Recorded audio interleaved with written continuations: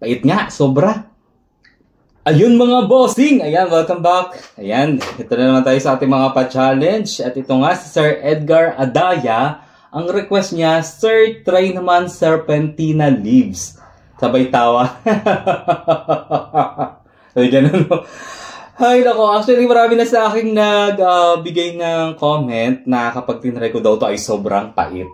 Ayan, so first time talaga na itatry ko siya, kaya sobrang curious ako sa Serpentina leaves na to. Ayan, or tinatawag nilang snake grass in English. So, ito pala yung itsura niya. Actually, nang hingi lang ako nito at buti meron yung hiningan ko is alam niya yung dahon na to. Ayan, so nag-provide siya. Pero sabi nila sobrang pait daw nito. Ayan, so ngayon tingnan natin kung ano ba yung sinasabi ng sobrang pait. So, ito na Sir Edgar ha, try ko na. My God! Medyo kinakabahan ako kung ano ba talaga ang lasa ng Serpentina leaves. Okay, kuha lang tayo ng isa ha. Isa lang, okay?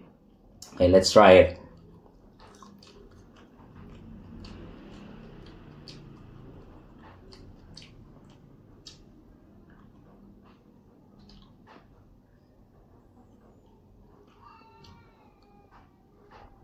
Pait nga, sobra.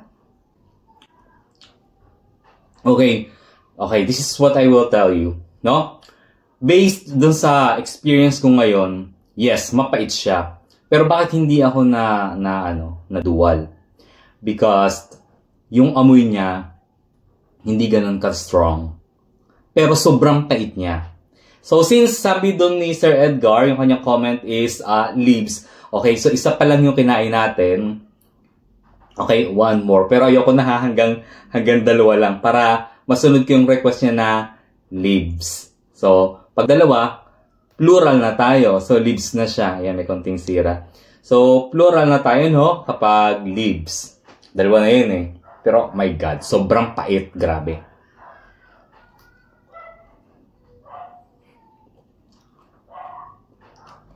Whew!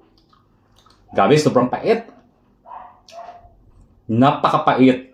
Papait pa siya sa oregano.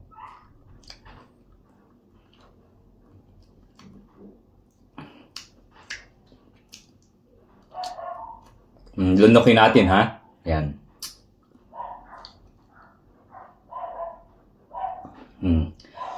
Ayan. So, kinain natin. So, thank you so much. I hope na nasatisfy ka dito, Sir Edgar Adaya. Para sa yung Serpentina leaves or yung snake grass. Ayan. Thank you so much for watching, everyone. Ingin na naman ng aso.